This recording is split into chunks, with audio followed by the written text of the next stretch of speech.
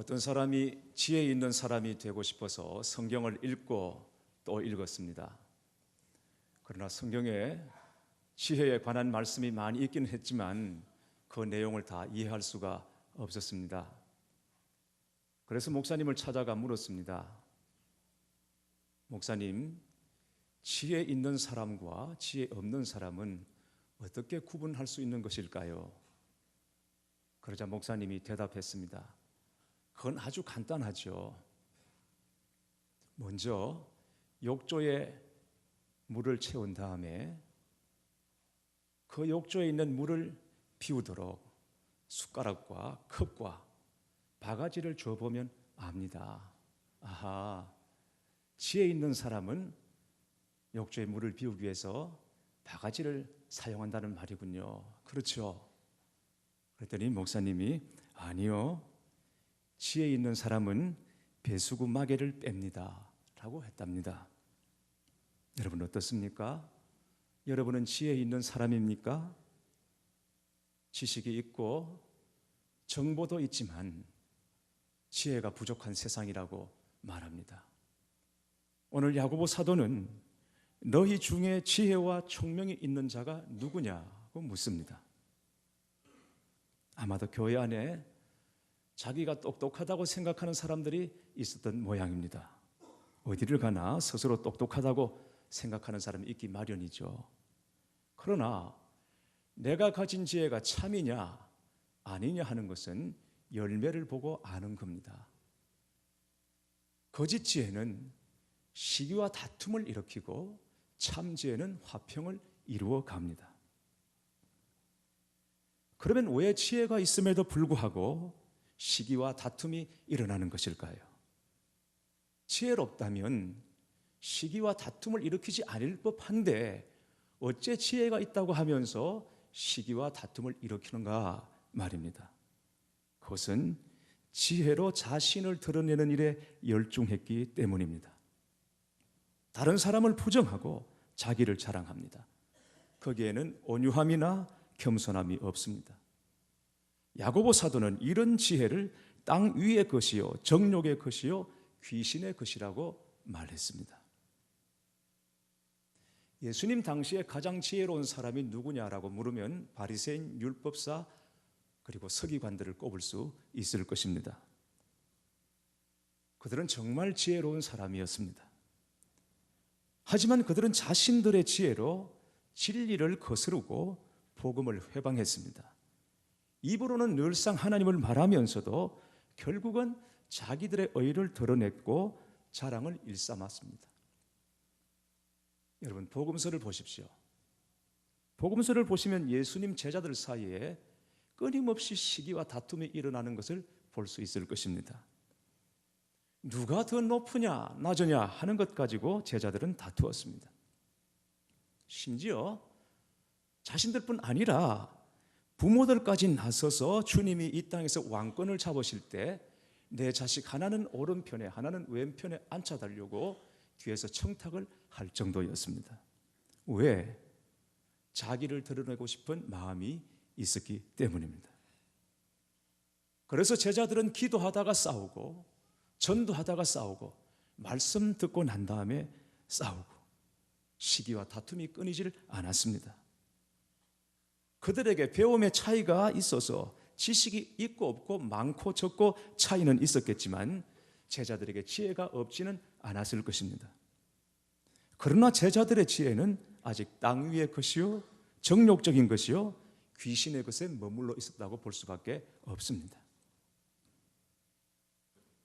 아담과 하와에게 사단이 던진 미끼가 무엇이었습니까? 지혜였습니다. 하나님께서는 선악과를 금하셨지만 그러나 사단은 그걸 먹기만 하면 하나님같이 지혜로운 존재가 될 것이라고 유혹했습니다. 그래서 먹었습니다. 어떻게 됐죠? 정말 지혜로운 존재가 되었습니다. 그러나 그건 하나님의 지혜가 아니라 귀신의 지혜를 얻었습니다. 서로에게 책임을 전가하고 부부 사이에 분열과 다툼이 일어났습니다. 부끄럽고 두려워서 숨었지만 서로가 같은 자리를 피해 숨어야 했습니다. 그때 이후로 아담과 하와에게 부부싸움이 끊이지를 않는다고 합니다. 어느 날 밤 아담이 밤늦게까지 밖에서 놀다가 새벽 1시가 넘어서야 집에 돌아왔습니다. 그러자 하와가 화가 나서 하와가 소리를 쳤습니다. 당신 지금 몇 시인 줄 알아요? 당신 혹시 여자 생긴 거죠? 다른 여자 생긴 거죠? 그랬더니 아담이 기가 차서 말이 안 나왔지만 그래도 싸우기 싫어서 점잖게 말했습니다. 그게 무슨 소리야? 이 세상의 여자라고는 당신뿐이잖아. 그러나 하와의 의심은 끝이 없었고 언쟁은 잠이 들 때까지 계속되었습니다. 그러다가 깜빡 잠이 들어 얼마를 잤는지 아담은 누군가 자신의 옆구리를 쿡쿡 찌르는 바람에 잠이 깼습니다. 하와였습니다. 당신 뭐 하는 거야? 이 시간에 잠 안 자고 뭐 하는 거야? 그러자 하와가 신경질적으로 대답했습니다. 말 시키지 말아요. 지금 갈비뼈 숫자 세고 있는 중이니까 라고 했다는 것이죠. 여러분, 마귀 나라에 이상한 직책을 가진 마귀가 있다는 소리 들어보셨습니까? 마귀 중에 특별 임무를 띈 이상한 직책을 가진 마귀, 진실을 말해주는 마귀입니다. 오직 진실만을 말해주는 마귀. 너 몰랐구나. 네 부모 진짜 친부모가 아니라는 걸 몰랐구나. 당신 아내의 과거를 아세요? 아미가가 이랬다네. 이런 식의 진실을 말해주는 마귀. 이런 마귀가 있습니다. 선악을 아는 열매를 따먹은 사람과 선악을 아는 열매를 따먹게 하는 마귀. 여러분, 마귀에게 속지 말아야 합니다. 미국의 어느 교회 이야기입니다. 그 교회는 섬김을 굉장히 강조하는 교회였습니다. 목사님은 매주 세족식을 행했습니다. 예수님이 제자들의 발을 씻어주신 것처럼 목사님이 먼저 성도들의 발을 씻어주고 그 다음에는 성도들끼리 발을 씻어주는 그런 세족식을 매주일마다 행했습니다. 그런데 세족식을 할 때마다 목사님은 교인들의 왼발을 먼저 씻어주었습니다. 목사님과 성도가 서로 마주 앉게 되지 않습니까? 발을 씻기기 위해서. 그때 목사님의 오른손으로 성도의 왼발을 먼저 잡았던 것입니다. 처음에는 아무도 그것을 눈여겨보지 않았습니다. 그런데 이걸 이상하게 생각한 한 집사님이 목사님에게 말했습니다. 목사님, 왜 목사님은 항상 왼발을 먼저 씻어주십니까? 목사님은 집사님의 말이 큰 문제가 될 거라고는 생각하지 않았습니다. 성경에도 언급되지 않은 사실을 가지고 왈가왈부하고 싶지 않았습니다.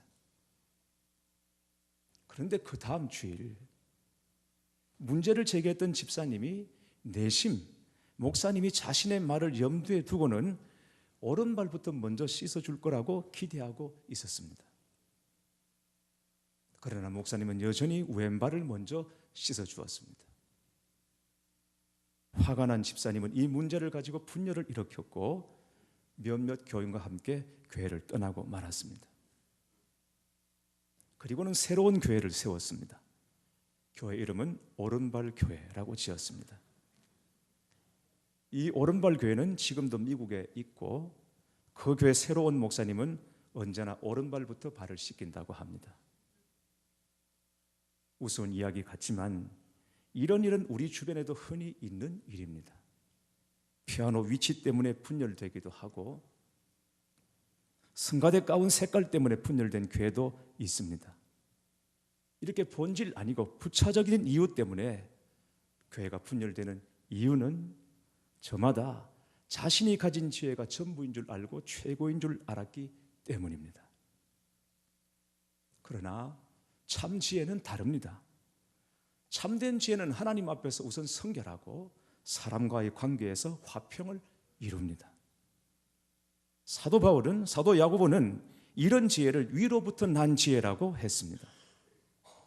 위로부터 난다고 했으니까 사람의 노력으로 얻어지는 것이 아니라는 말이죠.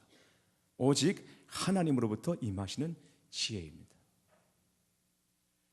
땅에서 난 지혜는 자기 자랑을 일삼고 시기와 다툼을 일으켜도, 위에서 난 지혜는 충만하면 충만할수록 화평을 점점 더 이루어 나가게 됩니다.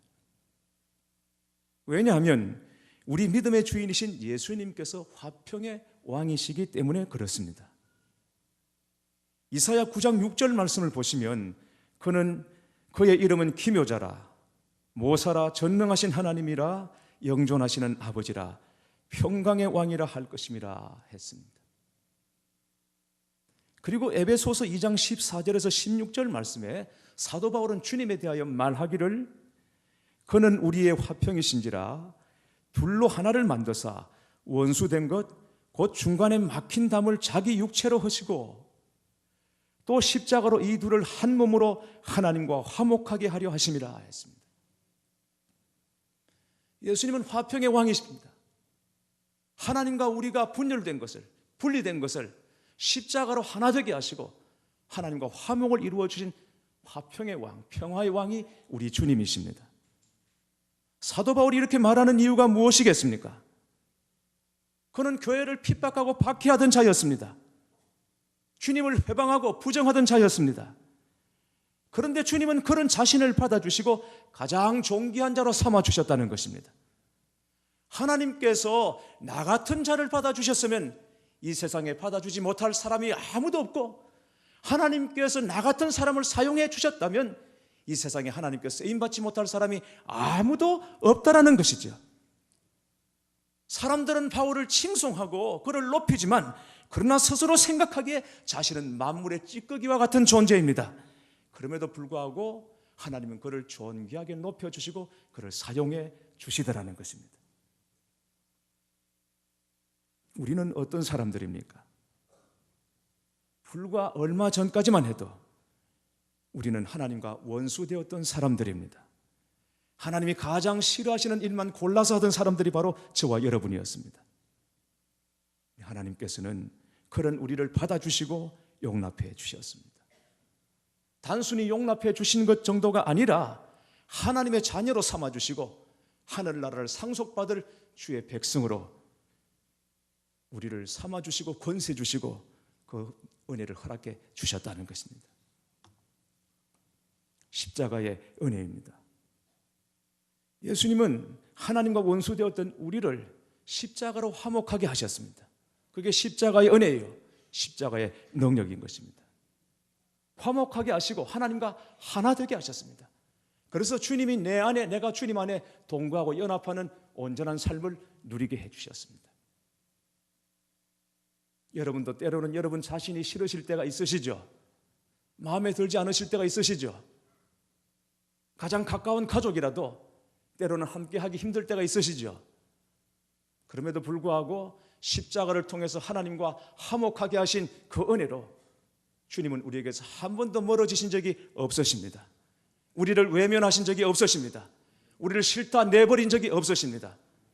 십자가에서 그 완전한 화목을 이루시고 하나됨을 이루시고 난 다음에 우리가 비록 죄 가운데 빠져 있고 죄 속에 머물러 있다 하더라도 주님은 여전히 우리를 사랑하시고 그 온전한 사랑으로 우리를 붙잡아 주시는 줄 믿습니다. 십자가의 은혜요, 십자가의 능력인 것입니다. 화평케 하시는 하나님의 사랑인 것입니다. 그래서 오늘도 우리가 십자가만 붙잡고 십자가만 의지하고 십자가 안에 있으면 화평을 누리고, 그리고 그 화평을 나누며 전하는 자로, 화평케 하는 자로 우리를 살게 해 주신다는 것입니다. 구약성경 사무엘상 25장에 보면 다윗이 분노에 휩싸여서 살인죄를 저지를 위기에 빠진 한순간을 맞게 됩니다. 다윗이 사울 왕 때문에 도망자로 지내야 했던 시절, 나발이라고 하는 지역 유지, 이 사람의 재산과 생명을 보호해 주었던 적이 있습니다. 외적의 침입으로부터 그의 생명과 재산을 보호해 주었습니다. 이걸 얘기하면서 다윗이 나발에게 사람을 보내서 먹을 양식을 좀 달라 요청을 합니다. 그런데 다윗이 보낸 그 사람을 앞에 세워놓고 면전에서 면박을 주고 나발이 이렇게 말합니다. 다윗이 누구냐? 요즘 도망치는 종놈들이 많다는데 내가 어찌 출신도 알지 못하는 자에게 떡과 물을 주겠느냐? 모멸감을 주었습니다. 이에 격분한 다윗이 나발을 치고자 군사를 일으킵니다. 바로 그때 나발의 아내 아비가일이 막았습니다. 아비가일이 이렇게 말합니다. 원수는 오직 하나님만이 갚으십니다. 하나님은 당신이 누구인지 알고 하나님 앞에서 당신 자신이 누구인지 알게 하시려고 당신을 광야에 두신 겁니다. 그러니 이 광야에서 당신이 할 일은 오직 하나님의 능력과 신실하심을 깨닫는 것입니다. 어리석은 나발 때문에 당신도 어리석은 자가 되시겠습니까? 아비가일이 참으로 지혜로운 말로 다윗에게 고언을 올립니다. 다윗은 아비가일의 지혜로 무고한 피를 흘리지 않을 수 있었습니다. 아비가일이야말로 위로부터 임하신 지혜를 힘입은 여인이 아니고 무엇이겠습니까? 우리에게도 아비가일 같은 사람이 필요합니다. 메이어라는 랍비는 설교를 잘하기로 유명했습니다. 그는 매주 금요일 밤이면 예배당에서 설교를 했는데 수백 명이 한꺼번에 몰려들어 그의 설교를 들었습니다. 그의 설교를 듣는 사람들 중에 한 여인이 있었습니다. 다른 여인들은 금요일 밤이면 안식일 음식을 준비하느라 다 바빴지만 그 여인만은 랍비의 설교를 듣기 위해 나왔습니다. 어느 금요일 날 메이어는 아주 길게 설교를 했습니다. 그래도 그 여인은 단 한순간도 자리를 뜨지 않고 설교를 들었습니다. 그리고 은혜 충만하여 집으로 돌아갔습니다.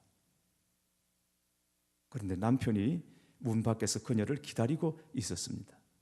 남편은 내일이면 안식일인데 음식 장만도 하지 않고 늦게 들어왔다며 화를 냈습니다. 당신 도대체 어디를 갔다 온 거야? 놀란 여인이 대답했습니다. 예배당에서 메이어 랍비의 설교를 듣고 오는 길이에요. 그러자 남편은 몹시 화를 내며 소리쳤습니다. 그 랍비의 얼굴에 침을 뱉고 오기 전에는 절대 집에 들어올 생각하지 마 라며 문을 쾅 닫아버렸습니다. 집에서 쫓겨난 여인은 하는 수 없이 친구 집에 머물 수밖에 없었습니다. 이 소문을 들은 메이어는 자신의 설교가 너무 길었던 까닭에 한 가정의 평화를 깨뜨렸다고 슬퍼하고 애통했습니다. 이거 보면 설교는 짧게 해야 되겠구나 하는 것을 새삼 깨닫게 됩니다. 그래서 저도 어쨌든 25분을 넘겨보지 않으려고 무지 애를 쓰고 있습니다. 내 설교가 길어서 한 가정의 화평이 깨어졌구나. 괴로워하다가 그 여인을 불러서 자신의 눈이 몹시 아프다고 호소했습니다. 남의 타액으로 씻으면 낫게 된다는데 자매님이 좀 씻어주시겠습니까? 여인은 랍비의 눈에 침을 뱉었고 남편과 다시 화해할 수 있었다고 합니다. 제자들이 메이어에게 물었습니다. 덕망 높으신 선생님께서 어째서 여자가 얼굴에 침을 뱉도록 허락하셨습니까? 그러자 메이어는 이렇게 대답합니다. 나는 가정의 화평을 되찾을 수 있다면 그보다 더한 일도 할 수 있다네. 오늘 본문은 교회 공동체를 향하여 주시는 하나님의 말씀입니다.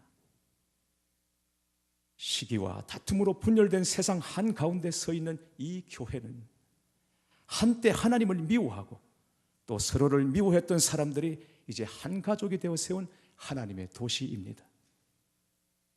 여기서 우리는 세상이 감당할 수 없는 방식으로 살아가며 우리를 드러냅니다. 무엇입니까? 바로 화평인 것입니다. 교회 안에 세상의 지혜가 들어와 시기와 다툼이 일어났다면 다시 위로부터 온 지혜를 힘입어 화평을 회복해야 한다는 말씀입니다. 우리 교회 안에 하나님의 화평이 넘치시기를 소원합니다. 평화가 회복되기를 바랍니다. 그리고 이 한국 교회 위에 분열과 다툼, 이 어둠의 영이 사로잡고 있는 이 한국 교회 위에 위로부터 임하시는 지혜가 넘쳐 흘러서 분열과 다툼의 영이 사라지고 화평케 하시고 하나 되게 하시는 하나님의 은혜가 임하시기를 갈망합니다. 교회 여러분, 화평이 비단 교회 안에서만 필요한 것이겠습니까? 지금 이 나라와 이 민족 안에 위로부터 임하시는 지혜와 하나님의 평화가 너무너무 절실한 때입니다. 여호와 샬롬, 하나님의 평화가 이 땅에 너무너무 필요한 때, 너무너무 절실하고 갈급한 때입니다. 아까 우리 장로님 기도해 주셨지만 연일 거칠고 험한 말들이 오고 가면서 금방이라도 전쟁이 일어날 것만 같은 위기 가운데 우리가 살고 있습니다.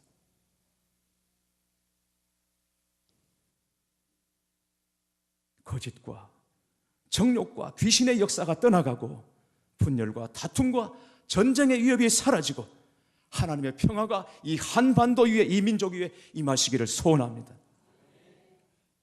주님께서 이 민족을 지켜주시고 주님께서 이 백성을 안보해 주셔서 이 전쟁의 두려움과 위협으로부터 우리가 보호받고 남과 북이 다시 대화의 테이블에 모여 앉아서 민족의 장래를 의논하고 통일을 말하고 그리고 통일을 향해서 성큼성큼 걸어나갈 수 있는 그날이 속히 오기를 바랍니다.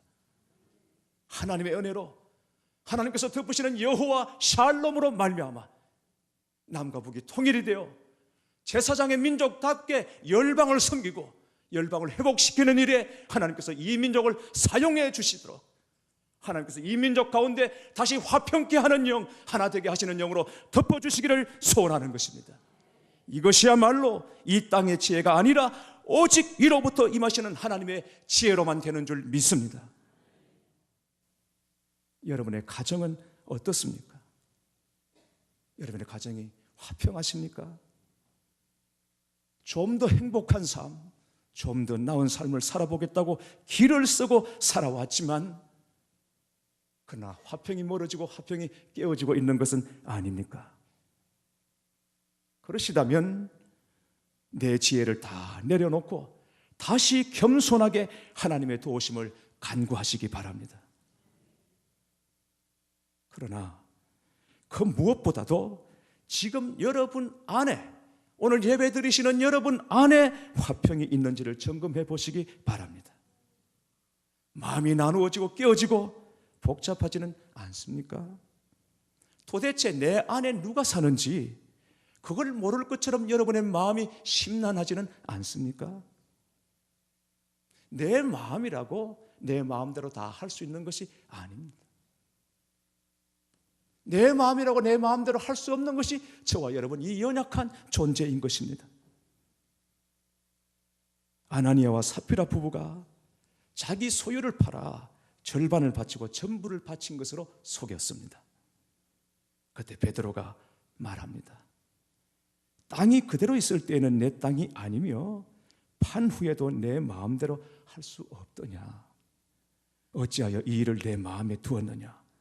사람에게 거짓말한 것이 아니요 하나님께로다.